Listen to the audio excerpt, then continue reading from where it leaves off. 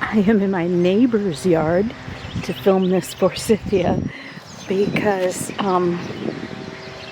we took ours out last year, so we no longer have one. And it's a big mess here. The city's been putting in new water pipes and things. So this is a Forsythia suspensa. And suspensa means hanging.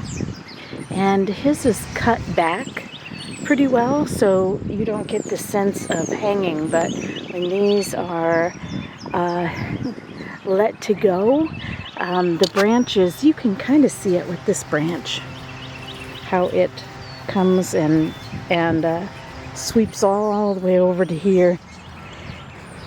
But they will just be these arching, hanging things, and they'll actually hang all the way to the ground. So I like to keep mine short like he has his and shaped. But some people let theirs go, and if you let it go and it goes all the way down to the ground, it will actually root in the ground and start a new plant. And you can take that and cut it off and replant it somewhere else.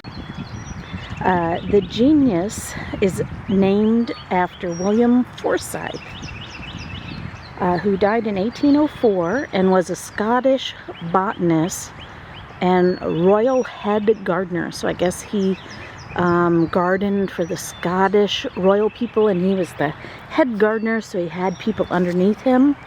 And he founded the Royal Horticulture Society. I guess that's in Scotland.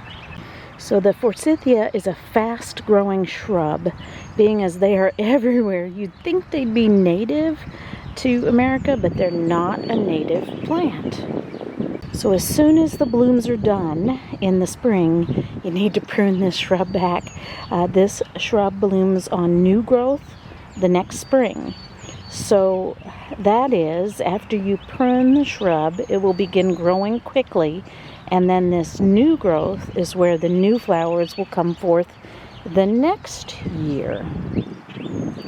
Even then, the thing would grow so fast and wild that I would have to snip random, strange branches throughout the summer just to keep it looking nice.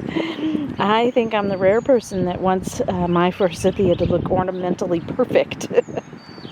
But he's done a pretty good job, though, too. I'm impressed. Most folks want to embrace that graceful, wild arches. It almost looks like he has two Forsythias. I didn't realize that. He's got one here and one there.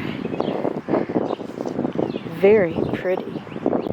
So sometimes this is called a weeping Forsythia because of the long arching branches. This shrub is sun-loving, and it blooms rather early in the spring, so kind of like a harbinger of spring.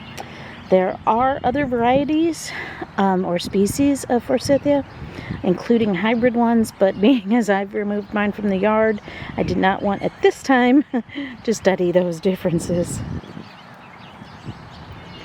Thought we'd take a little close-up again of the flowers. They're drooping because it's been raining today. So I'm going to try to open this one up, and you can see it has 4 petals and the little stamen inside. And you can see on this branch, let me find it.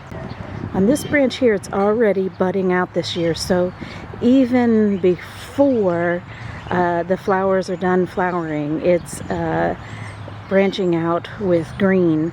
So that is why it's so important to cut it back right after it blooms. You can see on this one we have blooms, and then right there, the tippy top, is a leaf coming out already. This is going to be what next year's growth blooms on.